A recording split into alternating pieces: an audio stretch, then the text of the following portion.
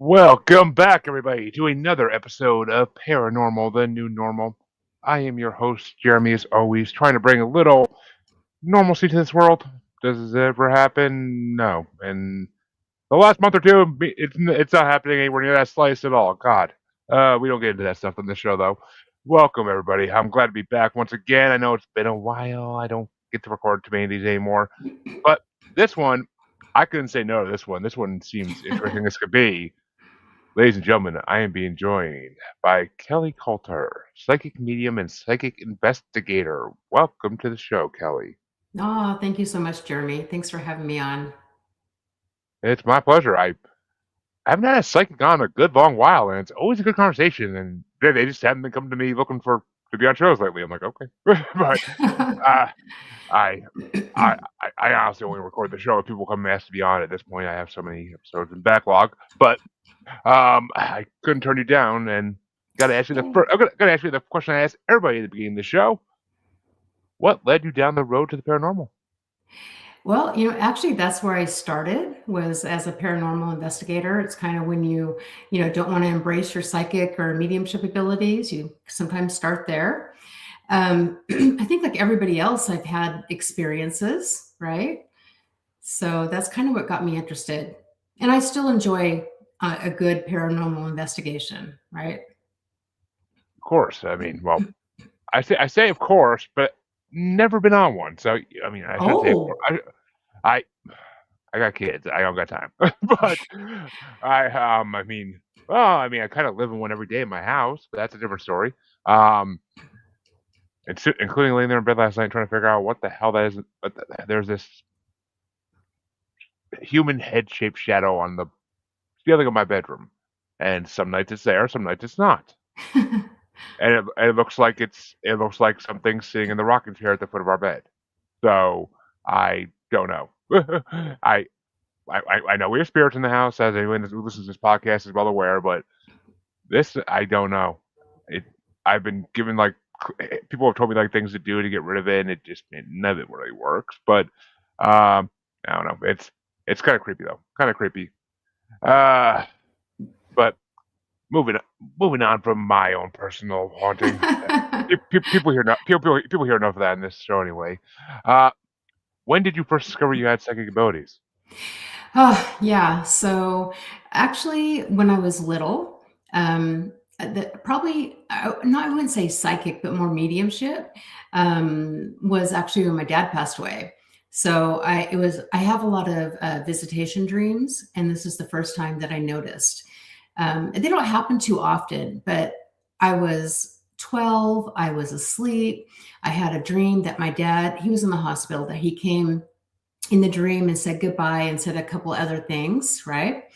Wake up right after the dream, and the hospital calls to say that he passed away, right?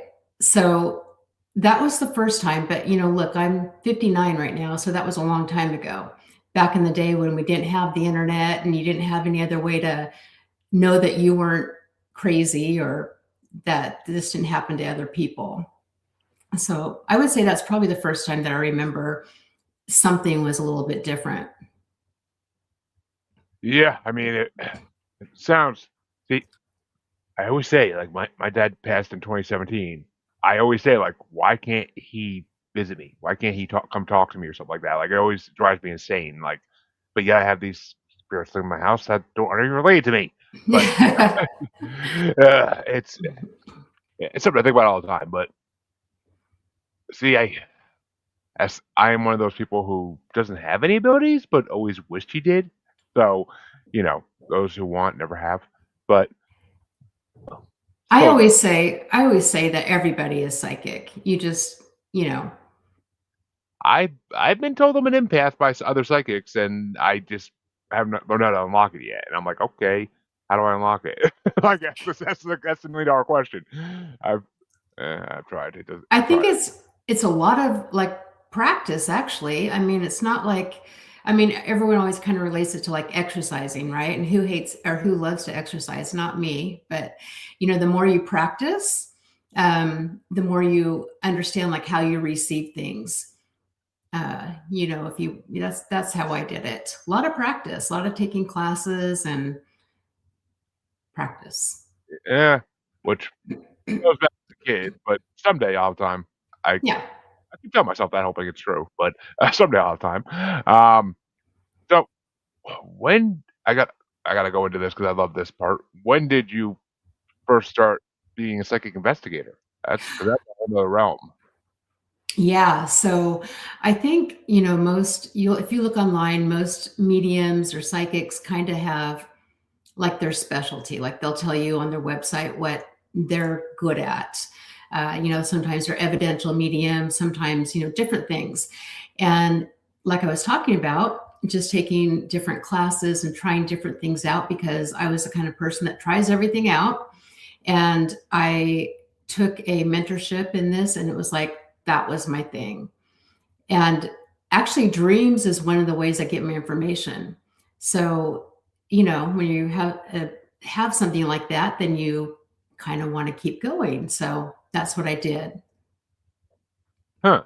And do you work with like local police and whatnot, or because Well, I know some police are skeptic to do like that type of work, but well, I would say all are. I would oh, say the ones law enforcement that work with psychics, I would say probably don't admit to it. It's very difficult. I do have friends in law enforcement that I do work with. Mostly I work with families, and the information that I get, then they can take to law enforcement. And I do work with a group called the Find Me Group that we will get a case and then we work on it. And then the person who is former law enforcement will send that to, whoever is asking for the information. But very rarely do I work directly with law enforcement. yeah, out of all the psychic investigators I've interviewed, and there's been a lot. Like only one of them actually continuously worked with police throughout her Mhm. career. All the other ones are like, no, they won't even talk to me. But Yeah. it's just, I mean, I get it, but I also have heard stories of during COVID of like detectives in NYPD taking astral projection classes with people I know. So Of I, I, course. I mean, I think they are opening more up to it nowadays. I think it's a long, bumpy road, and it's going to be a long time before there's ever like a psychic unit in actual PD. Like it's going to be a long time.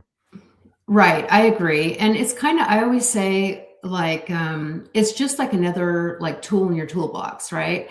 Kind of like a search and rescue dog, right? You might use that as a tool to find somebody, but they don't always find the person, but they can direct you, to the path.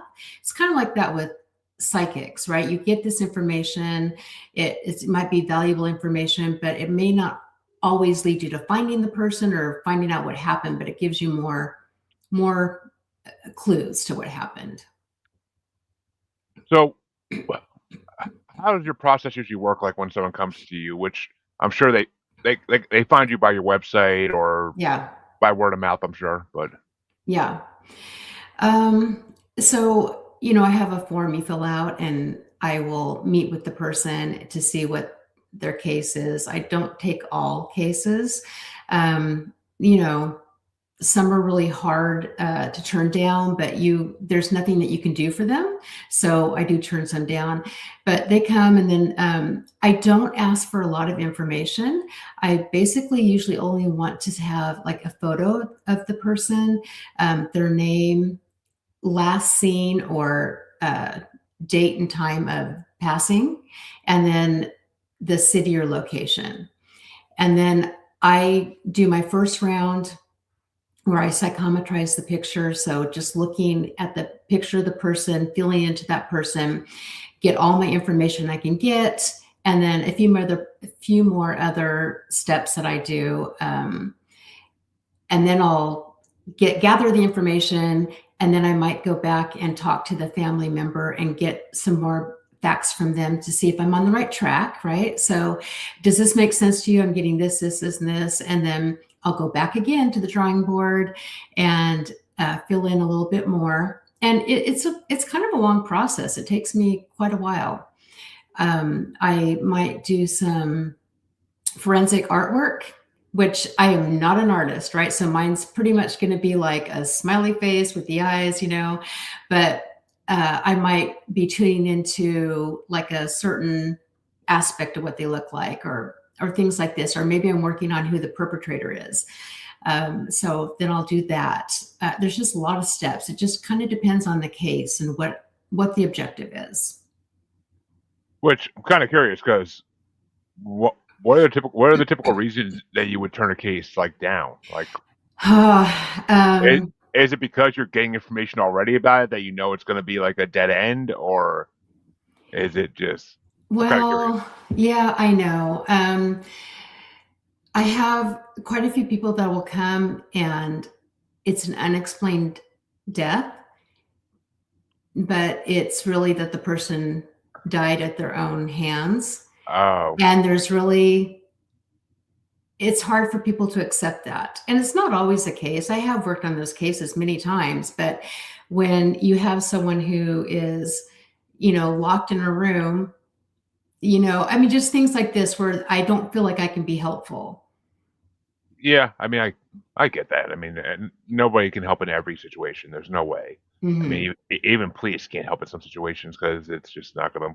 It's not gonna be worth Hmm. anybody's time to get involved in it. What was the most interesting case you ever had? Oh, that's a hard question. They're all super interesting.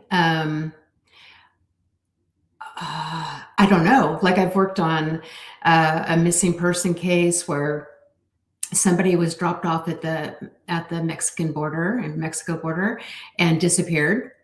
That was one I just worked on. That was interesting. Um, there was a ransom with that one. Um, anyway, that was fun. Not fun, I shouldn't say that, but that was challenging, right? So that Yeah. does make it kind of fun for you to try to solve the puzzle. Um, I just worked on one that was a drive-by shooting. That one, it's kind of like a puzzle. You put the pieces together, and the more you get, the more the story comes together. Uh, I worked on one that was interesting that I used my dream skills with. This was a missing teenager, and she had not passed. She was alive, but I had a dream about her that she was in a closet, like hiding in a closet. And so while the mom was at work, the boyfriend had her, in the house hiding her, and that ended up being true. So I Hmm. don't know. Yeah. So it's kind of fun when you actually do get the validation because look, I'll admit I'm wrong a lot, you know, but it's not a perfect science. But Oh, when I'm God, no. I mean, there's a reason that interpreting dreams is something that people have been working on for a millennia because it's never going to be a perfect science. I mean, it's right, it's it's not easy to interpret your dreams. They can mean 5,000 different things, even on a regular basis. When you're not a psychic or when you're not in the paranormal field, like for just sure.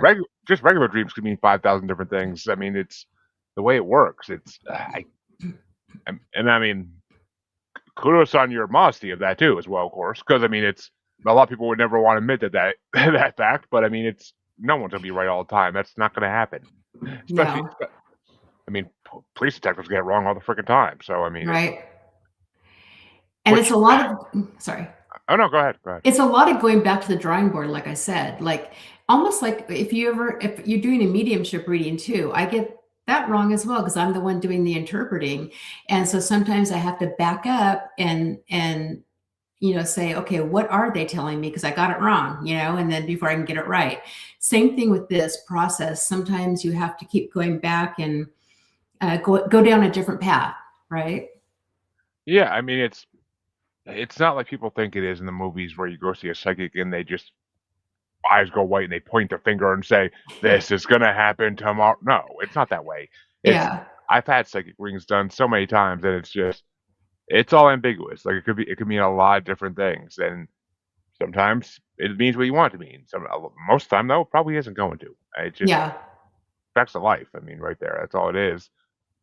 Have any of your cases ever led you back to the paranormal? Like led you to an actual? paranormal, like Uh, whether it be like an actual like some kind of haunting or even like a demon possession type thing. ooh. Um, not not really. I'm trying to think of a situation where that would have been. Not really. And so I just moved. I moved to Washington State, but the town that I lived in before was tiny, super small. Yeah, And so I didn't do a lot of like boots on the ground kind of work. So I didn't like wasn't able to really like go to the location. A lot of it was online. So that is my goal now. And so I'm hoping, to be in the location so I can pick up more information. See if because I know that works for me better. So to answer your question, I guess not. And so when I hesitate, because I'm thinking about when I've been on paranormal investigations, right, and picked yeah, up information that way. Um, but I'm going to say no right now. yeah. I mean, it's interesting. I mean, I don't know. I mean, it's that's. I mean, I have a. There's an author who was on the show a couple times. She writes a book literally about a psychic detective who gets involved with all this angel and demon storyline and whatnot. Hmm. So I mean, I always have to ask that for investigators. Like, has anything related back to even like a regular spirit haunting, like or something like that? Like that's. I mean, I know investigators that work with people who have shadow people infestations in their house and stuff like that as well. So, So in that case, yes, like I have worked oh, on that. Like as a paranormal investigator on a team, yes. And that's also very interesting because you have to go in and debunk everything before you can decide whether or not this really is the case, right? exactly. I mean, So, yeah, go ahead. Sorry. I would say you gotta get rid of the obvious before you can Mhm. start looking at the stuff that's not as obvious. I mean, it's you got because it shadows could be anything. So that could be. I mean, you gotta make sure it's not really like just a shadow, especially in those situations. I mean, but I mean, if it's a real infestation, you're gonna see the move. You're gonna see the move eventually, Yeah. like the Yeah, one in my so damn ceiling. so are you bothered by that? Like, does it bother you? I mean, does it feel It freaks my wife out more than me, and our baby sleeps in the room with us, so we and oh, she wakes up screaming in the middle of the night sometimes, and we don't know why. oh, that's Like, hard. like something's like she wakes up and something scares her. Like I mean, if there's something, and the rocking chair is literally right in front of her crib. So if something's sitting in the rocking chair, it's literally just staring like straight at her. I would assume, or either that or it's looking out the window. I don't know which, but um, it's I don't know. So I mean, I don't want it affecting my baby. I mean, that's the only thing that drives me nuts about it. It doesn't bother me. I'm just like I just tell her like I know my wife like, ignore it. Like it just I ignore it. Like if you're not supposed to talk about them, just let them be. Like let the maybe they'll go away eventually. I mean, because there are nights in a row where it's not there, and it's like, Yeah. well, where is it? Like that's when you gotta get curious. Like, well, where in the house is it right now? The rest of the house is dark, so you're not gonna see it if it is there even. But it's like, where is it? It's creepy. It can be creepy. It really can be, but I just try not to let it bother me. And just we're so sleep deprived with having a baby, we go to sleep regardless anyway. But it's not gonna keep us awake. That's for damn sure. Yeah, so I Uh, mean, you said people told you like what you can do to get rid of it and everything, and I'm sure that's a chore as well. Um, I mean, people keep telling me like, just tell her it's not welcome and ask to leave. I'm like, yep. doesn't work. Yeah. I could scream the top of my lungs at it, which I have, and it doesn't work. I could say it nicely. I could ask, and it doesn't. If it's listening, even it doesn't work. I don't know. It's I don't know. I have a couple other methods I gotta try to get the time.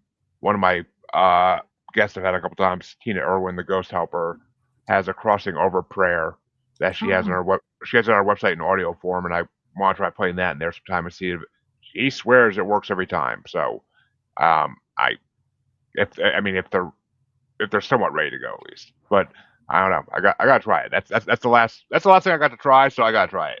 But besides actually finding someone that can come like in and just right.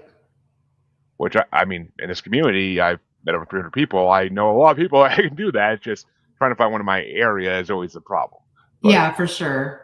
I know them all over the freaking world, but they're not going to fly in a plane. I'm not going to pay for them to fly in a plane and come here and do that. No. So No. I'm good. I'm good on that. I don't. Yeah. So, but you were saying you worked on a shower person investigation. I'm kind of dying to hear more about that. Like, were you guys actually able to get rid of them, or Oh, um,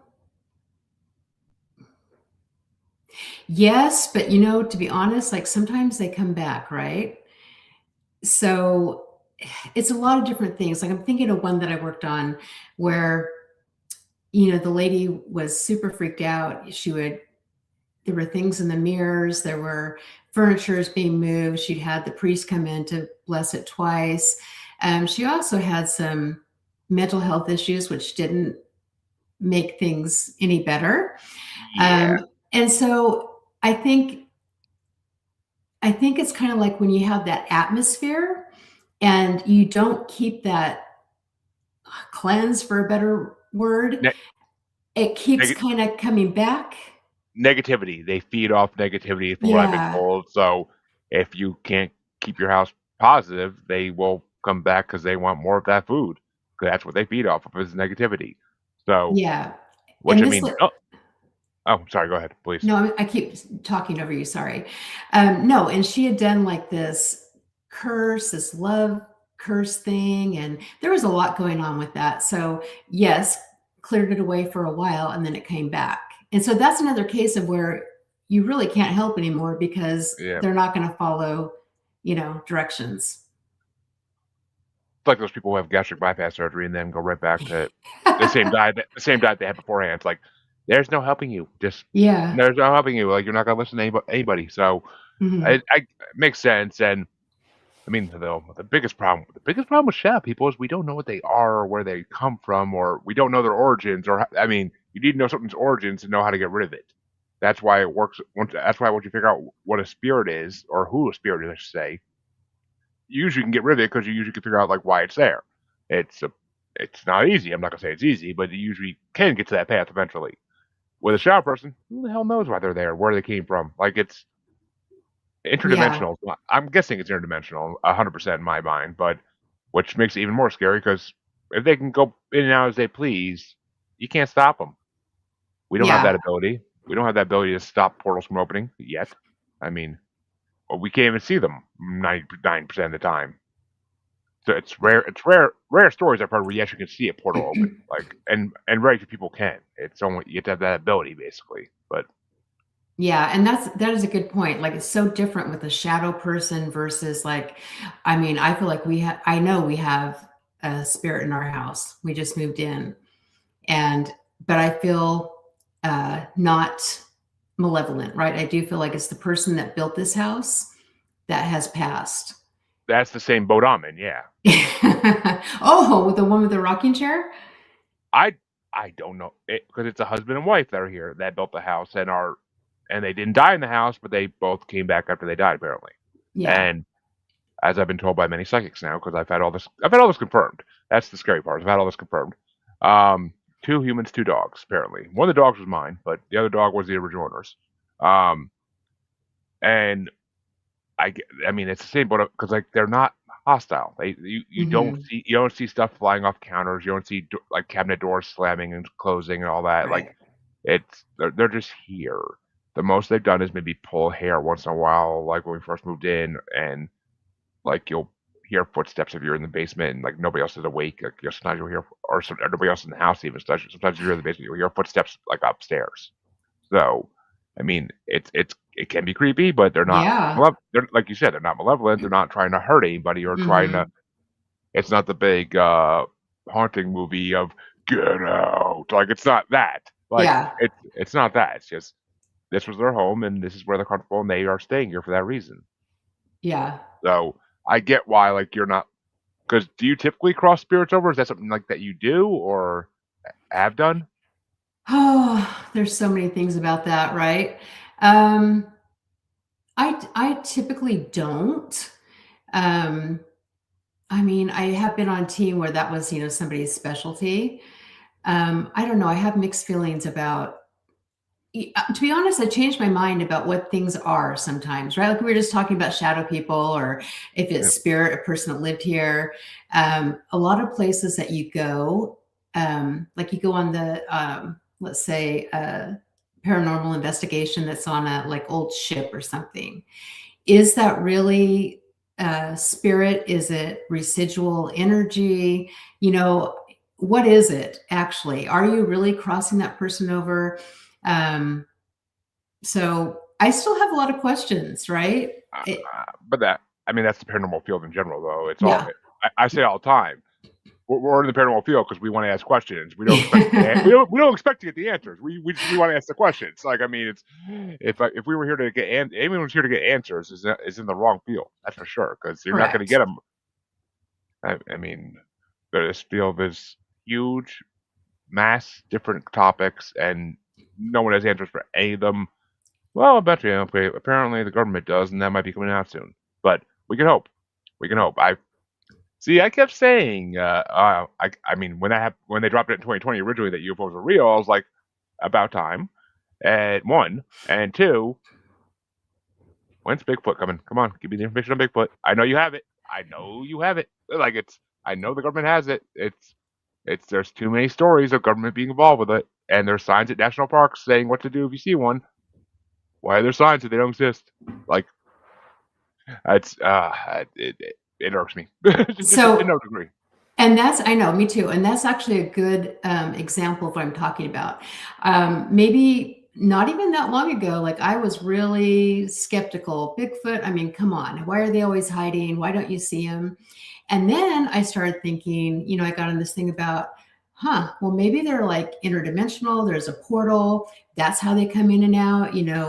Native Americans here, I know, believe that they call for them and they protect their land. So they call and they come when they call for them. I mean, that kind of makes sense. So, Guardians of the forest. Yeah, I mean that's what Native Americans consider them as guardians of the forest, and I mean yeah the term is ultra terrestrial because it's uh, it's a camp now in the Bigfoot field that a lot of people believe that they're interdimensional and that they can come and go as they please. That's why if you kill one, the body disappears eventually. That's why mhm. that's why they can go in and out of our field of vision. Like it's I I used to hate that camp. I used to despise that camp because I want them to be blood and flesh, physical things that have been here since before we were. Mhm. But I want that to be true. But I mean, it's kind of seems like it's leaning the other direction now, and I'm slowly accepting it because I have no choice.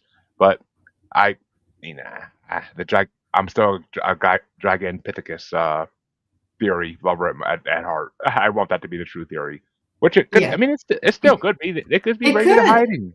Yeah. I I mean, mean, but this is how my mind keeps changing. Like as I keep getting different theories or paranormal, Bigfoot, UFOs, all these things. yeah, and I mean that's the other thing. That's the other question that always comes up is why are Bigfoots and UFOs always seen in the same spot? Like it's always like it raises a whole nother group of questions. Like are they ultra terrestrial? Because a lot of UFOs supposedly are ultra terrestrial and whatnot. So it's and I'm giving myself a headache just even trying to think about it again. This is what happens every time. Every time I try to sit down and think about it all, it just all jumbles up and it's like, oh god, I've got myself into a wormhole. I'm not getting out of anytime soon. But it's and I was gonna bring up Bigfoot eventually because you said you live in Washington. I'm like, that's a Bigfoot hotspot. Like that's a huge Bigfoot hotspot. I've interviewed teams that have got out there to do investigations for Bigfoot, and it's apparently there's scientists out there that's actually finding things, and it might be close to getting to the point where it's proven. But I Yeah, haven't heard so anything I'm on that in so a while. excited. So excited now that I'm here because this is what I'm saying. I lived in a small town and I feel like I've moved up here with my people, right? It's like different people aren't leery of investigating something like this. I actually have an event coming up where I have I think two people who are Bigfoot experts. One the myth and legends of Sasquatch here in Washington that has written a couple books. And then another one, this is super interesting. He's from Georgia. He's a CSI. Really, that's his job with latent prints. And so he investigates and looks at people will send in Bigfoot, you know, imprints, in plaster, Yeah, and he, either debunks it or says this is real. Yeah, nice. Yeah. I hmm, I, I wonder if I know who they are. That one guy sounds familiar, but I, I I've met so many people in the Bigfoot field, and I'm in so many Facebook groups. I see them all, but I'm sure. yeah, it's once they find out once people find out you have a paranormal podcast, like I get invites like weekly to different paranormal groups. I'm just like, sure, all my I'm like, I need a place to share my show out. Sure, why not? Yeah. Um, but it's just I don't know. I mean, I want to go to the West Coast just to do some Bigfootery, just to see if I could find something. But Let's go. eh, Come, yeah, yeah. Bring the man, family. man. I mean, honestly, we could maybe next year. That yeah, well, I definitely have to wait till they get a little older because I'm not taking a 1-year-old on a plane. That'd be hell. That'd be Yeah. hell.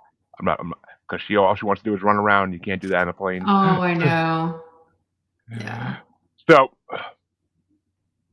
did you ever do an investigation where it got like scary or more of like it got horror, like almost like a horror theme type to it? Like once you got into it, Well, I have to say that I always am afraid, which is not really great for a paranormal investigator, right? Um, or is it? Because I well, mean, it's I think it's better to be a little afraid always because then you're not going to do something stupid and you're going to be more cautious about everything. and I mean, but oh, sorry, the sun's coming up right here. That is actually the like joke about me is I do get like scared. Um, I don't like to, maybe because, like you were saying, you're empathic or whatever, you feel things maybe more. Um, if I'm with somebody, I'm fine, right? But one place that we used to investigate was this hotel in California in like an old gold mining town. And so the whole hotel was haunted, the basement where it used to be the jail or the morgue or whatever. That part was all fine, but it's like when I go back to my room to sleep by myself and the bed lifts up, like the bottom of the mattress. So, I sleep with the lights on and, people are going to make fun of me, but I don't know, that kind of is a little creepy. I've seen too many movies that I would definitely sleep with the lights on too if I slept at all. But what's the name of that hotel? Because it sounds familiar. Oh, shoot. I knew you were going to ask that. Let's see. I'd have to look it up. It's in Northern California. It was on Ghost Adventures. I Um, man, I don't watch those shows. I can't I stand know. I know. it. Me either, but it Zach, was Zach Baggins is a clown, but agreed. I can't stand any of that crap. But it's Yeah, that, talk that about antagonizing, spirit. man, they're not even in real investigators in my mind. They're just out there Yeah, trying to make a buck. It's it almost is an insult to real paranormal investigators to even do those types of shows unless there's only a couple out there that I actually would back and say like these are the real deal. One of them being agreed. one of them being small town monster productions because every investigation they do and make documentaries out of is 100%. I've talked to a couple of them. They're legit guys and they actually are trying to prove things. They've proven more about Bigfoot than most people have in the last 100 years. So Hmm. and Dogman and everything else too, just by going and spending a month or two in a town and talking to people and filming their conversations, and they can put together so much information that's ridiculous. But Yeah, another psychic medium that I think is fantastic is Cindy Kaza. Do you know Cindy Kaza? rings She's a bell, rings a she's bell. done a lot of the shows. She actually took over Dead Files, but anyway, she's 100% like real. You know what I mean? Oh yeah, Yeah. So her, yes, I love her. I yeah. I trust mean, everything. there's there's always good in in the Hmm. rotten bunch. There's always a couple good apples in the rotten bunch. Like it's the way it has to be. I I I've done whole episodes of this show about with people who are experts on how to detect fake psychics and whatnot. Uh, Yeah. Corby Milford. I always screw up her last name. He wrote a book called the Yellow Brick Road Guide to Psychics, and Oh. basically it's a book on how to tell like a real psychic from a shyster who's just trying to get your money. Which in this day of Instagram and all the other socials is so the amount of messages you receive on a regular basis, like, oh, I've been told I should talk to you. I have a reading Yeah. for you. Give me $5. Yeah, no, fuck off. Like, nope, ain't happening. Like, I ain't falling for your crap. Because if someone leaves a message for you, guess what? They're gonna give it to you whether you pay them or not. Like, they'll if they think they're gonna get paid for it, they'll wait till after they give you the information if you want to know more or not. If you think it's worth it, they're not gonna come right up and be like, "Give me money." Like, no. No, and that is my big platform, is being ethical, right? Because, and that's why I say, I admit if I'm wrong a lot. Not, I mean, I try not to be, but sometimes it's just having to back up and look at it again. And I have to say, it could be pretty easy to fake some of it, right?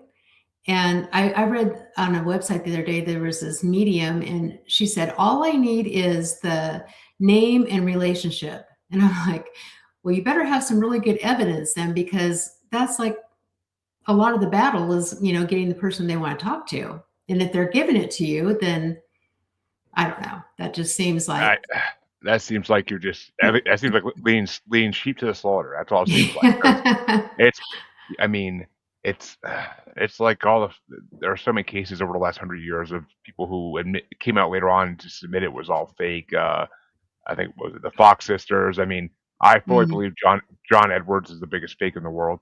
Like I can't like I can't stand like the TV psychics of the '90s who sit there on stage and just like call out common names or common things about people, and like people in the audience would just buy into it. I don't know if people in the audience were planted or if it was mhm. like they were just doing such calling out common things that like somebody's gonna have it, like somebody's gonna have an aunt named Kelly. Like it's gonna Yeah. happen. Like someone in the audience is gonna have an aunt named Kelly, and it's gonna. Yeah. And I mean, I don't know.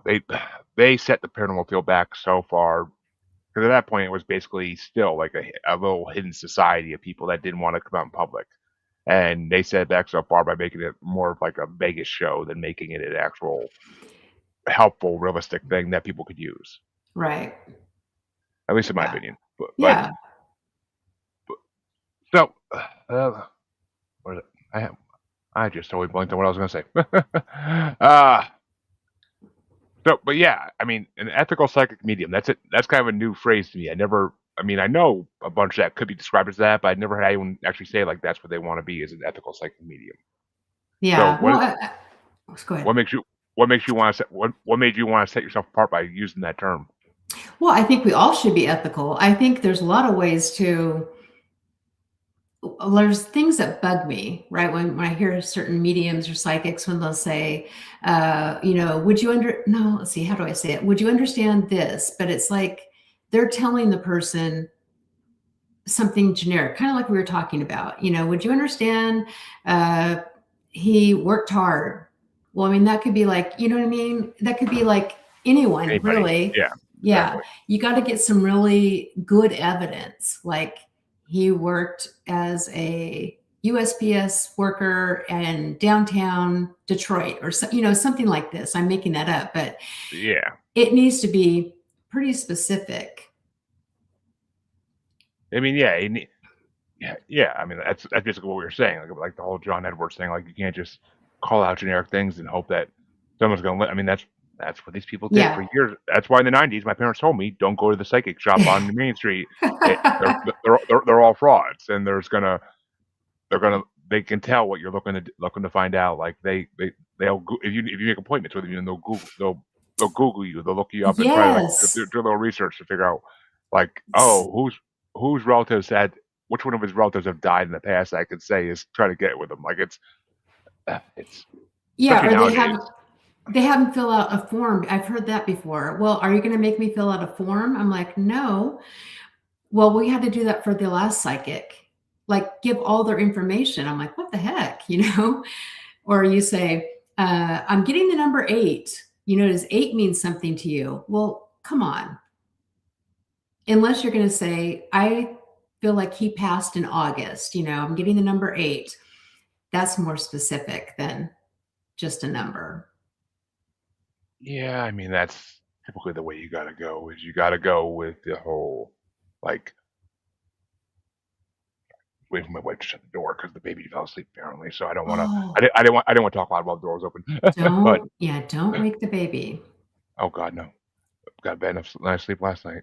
But um, I, yeah, I mean, it's just there's so many, and people should know these days. Like, there's so many podcasts and TV shows about fake psychics that like they should know what the signs are. I mean, they really should. There's books out there too, as I said earlier. Like, there's a lot that can. If you're looking for a real one, you could find them. They exist. I've met so many great ones that I would trust every day of the week, and I would trust everything they tell me. But Mhm. actually, I don't think I've ever actually talked to one that I didn't think was real because the ones that aren't real, usually if they schedule to be on your show, they usually flake out towards the end because they get nervous about getting like caught in something. Because I'm like and I've actually seen that happen where I've had a guest flake out, and Mhm. then like a couple months later, like I see something on Facebook about like them being called out about something they said. So it's like, all right, well there you go. You just proved my point to me already. Right. And I think another tell is these mediums or psychics who charge so much money. I think that's wrong. I've seen Yeah, recently like somebody who charges like $1,000 for a reading. you I mean, it's you can't. I mean, and it's people. I mean, yeah, charging like 250 for a Reiki session or is that's one thing. Good. I mean, you can get a massage that costs that much, so that's Right. comparable. Comparable. I still think it's a ridiculous amount of money, but still, it's comparable. Yeah. I mean, that's literally like a fifth of my mortgage. Like, I'm not going to give that to you for a Reiki session. Like, sorry, no. Maybe 50, $75 sounds reasonable, but Yeah. I mean, not to diminish anybody's business, No. but I mean, it's just, I mean, but there are people out there who will pay that, and that's why they do it because Mhm. they want the more well-off clients who can afford to do that type of thing and not Mhm. worry about it. They can do it repeatedly, and it's what it is. But it's just, yeah, I mean, it's a lot of money grabbing nowadays, and I mean, even some people have had in the show, like I look at their prices on their site after the show, and I'm like, Jesus, I'm like, Mhm. okay, or like they'll tell me like, oh, if you want it done, it's only this much. I'm like, yeah, we'll see. Like, it's not gonna happen, but okay, we'll see. I don't know. I wasted money once on one freaking guest service, and it just didn't. I was like, never again, never again. It just told me nothing new, told me nothing that I couldn't have guessed and made up myself. So I mean, I'm like, Mhm. oh, okay, yeah, no, you're not real. But it's, Yeah. I just, I don't know. But yet the ones who really want to help, the ones who really want to help, like I've had them offer to do for free, and they do it, and I believe everything they're saying. I believe everything they're doing, and I wasn't forced to pay for it because they just wanted to tell me the information they had. So that to me that's an ethical person, someone who wants Mhm. to get the information to you, and if they make something off it, they make something off it. If they don't, then karma's real. They'll make money on something else later that day probably because karma's real. Yeah, But true story. so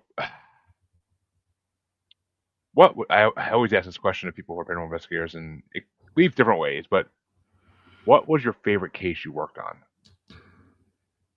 It paranormal case Oh no, just or favorite favorite case in general. I don't Like know. I had one guest who her favorite case was she helped find a bunch of missing girls that were in a shipping container in Texas Oh, wow. because she was looking for one girl, and it led to finding a whole container of trafficked humans. Yeah, that's super cool. Um, I'm just thinking about, like, ones that I've done recently. I don't know, that one with the person that got dropped off at the border in Mexico, that was kinda interesting because then that led to 2 different, countries here, and then what did happen to that person, and the information that I got was random.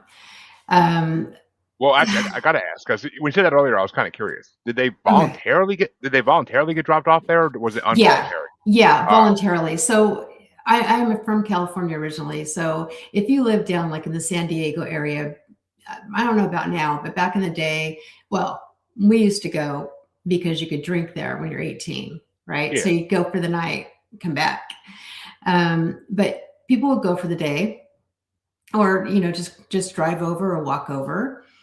So this person did get dropped off for that reason, but then they just disappeared. Which in Mexico, that's not always a good thing. Yeah, yeah. And then there was a lot more involved with it, like the FBI. So I think the ones that have like some kind of history behind them that are like super involved, those are really interesting. And I think the cases with most of them, I think I work better when it's something that really sparks my interest or I feel Yeah. like I'm helping. You know what I mean? Instead of like, say, like finding a missing person, like the teenage girl, right? That was satisfying because I felt like I was helping. If it's like an old case sometimes and there's not really anything you can do about it, sometimes you may not get a lot of information. I don't know. Yeah, I mean, cold cases are always hard. I mean, especially, I Mm. mean, if someone comes to you and says like, "Hey, can you help me find out what happened to my great uncle that disappeared 50 years ago?" And it's like, what do you want me to go off of? Like, like there's nothing to go off of on that. Like it's 50 years old. It's Yeah. everything's long buried and gone by that point. Like it's, But I mean, some of the ones now that I have been working on since they started doing the DNA matching through the families are interesting because some of the cases that I worked on a couple of years ago, now they're finding out who was responsible, and I can validate a lot of my information, some of these cold cases. So that is, a way that I practice, on yeah, cold cases. And and you mentioned earlier a group you're a part of, Find Me, I think you mm, said it was called. yeah. What is that? I never heard of that. Find Me Group is out of Arizona, actually. Kelly Snyder is former law enforcement. And so it's a group of people that offer their time and help. So he has like former law enforcement, he has search and rescue, uh, helicopters, planes, psychic mediums, forensic handwriting specialists, body language experts who will work on cases. So he is the one that gets the case from either the family or from, I think he only actually takes it from law enforcement. And then he'll give us the case and then we work on it and then we all submit our information. Some of the That's case, sorry. that's a valuable resource the world needs more of. Yeah, and it's all free, right? And so it's some of the cases are old and some are current. Like if we get like a missing person current case, then we'll work on that. They they they should have groups like that all over the country right now, working on like trying to link all these missing kid cases over the last 20 years to like see, Mhm. to Epstein Island, like to see like how many of them actually were involved with that. Because I think there are so many cases out there that might just got cracked open because of that whole debunk and that whole release of documents. Like there are so many cases that might be able to get cracked open now, and families could Mhm. finally families. It might not be the answer they want to get, but they could finally get the piece of a resolution at least. Yeah. But, I mean, as sad as it is that we have to exist in a world where something like this exists, but and horrifying the stuff that's coming out about that, horrifying. But yeah, I mean, I swear to God, I feel like I could start a whole podcast on that. I really do, but it's Yeah. I don't have the time. I don't have the Yeah. time or to do the research for it. But it's the world needs things like the Find Me group. Like they need people who are willing to help. Like, and there are enough psychics out there in the world that they and retired police that this should be like a normal thing in every state where they at least have one group in every state that does this. Like, Yeah. I do also work with a group of other psychic mediums they're from all over the world. And so like if one of us has a case, we will bring it to the group and we'll work on it as a group. And I like that as well because whoever has the case, let's say it's me, I will just give them, like I said, the picture, the name, if they're what day they went missing or if they were passed and the location, and then everybody works on it by themselves. And then we get together as a group and then we compare notes. And so, the hits are the things that we have in common. And then the more we talk about it, that kind of, you know, sets off other things where we've got to get a lot of good information. What you just said it, like, you said when you get a hit, like, what's that feel like? Because I've been told for every Mhm. psychic, it's a different feeling when they get the hit. Like, it's always some. I mean, I met one who literally when they get the hit, they almost pass out because it's like so intense. But what's it like for you? For me, I mostly felt like in my stomach, like like it not hurt. It doesn't hurt, but it almost feels like a like a gut feeling. Like literally, that's what it feels like for me. Or I might just know something. Like if I hear something, I'm like I know that's true. I know that's right. Yeah, which So I mean, yeah, which literally is the definition of a gut feeling. Like that's what it is. Like I get like people, everybody gets them to some degree, but I mean, not the level you do apparently, but everybody gets them to some degree. I mean, I get a gut feeling if I know something bad's about to happen at work yeah, or something. Like if I'm about to get yelled at work, I usually get like or at school, even when I was in school, like I used to, I get like a gut feeling like, oh, something's not going to be good today. Like yeah, something's like you get that like almost like queasy feeling, but not quite. Like it's like, something's about to happen, and I'm not gonna like what happens. But yeah. I wish I had something that was yeah, amazing, but that's how it works for me. But I do teach other psychic mediums how to do this. And I've had some amazing students who get their hits in different ways. So I had one that when the person's alive, they can see the mouth moving on the picture. And then when they're passed, nothing. I see, yeah, some people have like where something happens to the face when they're looking at the picture. I wish I were that special, but for me, it's just that gut feeling or the knowing. Like when you hear it, you're like, yes, that's true, like that kind of thing. the whole mouth moving thing has me thinking like Harry Potter, but Right? I know. it's that's see that'd be cool, but it also would creep me out to no end if I had that ability. But it's one of those. I mean, you got something that other people don't have though, so you gotta be grateful about that because you got something that other people just don't have. It's a special ability, and not everybody's unlocked theirs. I mean, yes, everybody supposedly has one, from what I've been told 1,000 times. Everybody supposedly has one. Hmm. It's true. I mean, because I think it's true at least. Because I mean, we only use what 10, 20% of our brains and then we know what it does. Yeah, What about the rest of our brain? Is that where the ability? Is that where exactly. that's where the abilities are ingrained? I think is part of our brains we don't use, and we have to figure out how to unlock them, which isn't always easy. I mean, Yeah. there's and why are they locked to begin with is the question. Like that's Darn it, I know.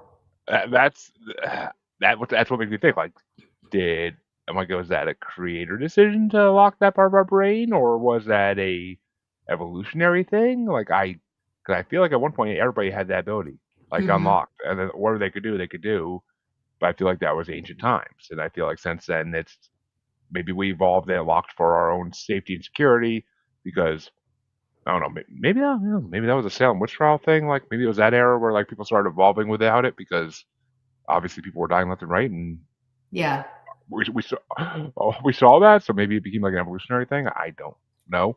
This is all just Well, I think. Sorry, I keep talking over you. I apologize. no. I was trying to think of what word to even call it. I mean, this is all just hypothetical. I guess the best word I could use. I guess this is all just hypothetical, of course. But I mean, I just saw that. Like maybe it did have to do with like the 1700s when people were getting killed all over the world for having abilities. So maybe. I mean, I may just unlock something. There you go. It's another podcast topic. Yeah, God, the amount So of podcasts I could do. I But know, I'm sure. I think it's also like a lot of practice. Like for me, I did a lot of mentorships with a guy named Tony Stockwell. He's in the UK, and I this is like my thing that I do on my spare time. Like I practice a lot. You know, um, other people, other psychics, it does come more naturally. It's like when you're not trying, you get the hit. But for me, it's a lot of practice. So I do believe that anybody can do it if they want to. Not everybody wants to do that. I mean, I 100%. Yeah, I mean, it makes sense. I mean, I've met the Matildas of the world who they get their powers from a young age, and they just it grows as they get older. Like Hmm. that seems like the easy way to get it and the easy way to deal with life. But I've met the ones who didn't realize they had it till they're in their 40s or 50s, and then all of a sudden it clicked, and like they're just sitting there one day, and all of a sudden they started hearing something talking to them that was in the room. Like it's it's a crapshoot. Like when you can unlock your ability, it's a crapshoot. It really is. I agree. Nobody nobody's just gonna. There's no instruction manual on how to do it every time precisely. For sure. No. But well, this conversation has been enlightening as could be, and hopefully, if you do find anything in Washington, Bigfoot related or otherwise, hopefully Bigfoot, but otherwise as well, um, please always feel free to reach out. I'd love to be back on if you have a fun investigation tell us about something like that along those lines. Um, where can people find you? Where can they, if they want to come to you for help, or if they just want to see what you're about, where can they find you? Yeah. Well, of course, like everybody else, I'm rebranding, right? I'm going more into my psychic investigation, but I have a couple of different websites. So I have my mediumship one that also has the psychic investigation. It's mediumkellykristen.com. And then I have another site called thirdeyesleuth.com. Those are my two main. I do have, if it's okay to say, I do have an event coming up that's virtual. It's March 14th and 15th, and it is called The Art of Investigation. And that is the one I was talking about that has the UFO and the Bigfoot and a lot of different other things on there. Person that hunts serial killers. So that is artofinvestigation.org. And then I have an in person, I call them Destination Investigation. I did one last year in August. I'm in Austin, Texas, and this year it's going to be in Port Gamble, Washington. And so people actually come and we work on a case that's local to the vicinity. So that's Port Gamble, casefiles.com. Whew, so a lot. Yeah, well, interesting. I like the in-person one. Sounds interesting. I'm sure you get a huge hit on that when especially in this community, people love that stuff. So, uh, I'd freak out. I'd love to do it if I actually had the time. Yeah, but for sure. life gets in the way, unfortunately, of me doing what I want to do. But hopefully that changes at some point in the future. But I think in 5 years or so, things will be a lot easier. But um, people, go check out everything she has said. Oh, what? You didn't hear all that in one catch? Don't worry, it'll be in the description for all you who listen to the podcast. So no worries. You can click and go. And you all know where to find me. If you don't by now, what have you been doing? It's all in the outro though. Just listen and go. It's or in the description as well. But I shall be back, I believe, next week, folks, with another interview. I know I have two in a month. I'm spoiling it. I really am. When I used to do like 10, I used to do like 20 in a month. But Oh my gosh. that's why I got so much backlog. Yeah, I kind of set myself up to not have to do them anymore. And it is what it is. But I'll run out of them eventually. So I'll have to be back to it eventually to a good amount. But folks, come then check it out. I want to thank Kelly one last time for coming on because it's been a really fun show. And I will see you all next time. I have to go get dental work done. Yay! Thanks, John. uh, Thank you, and have a good one, everybody.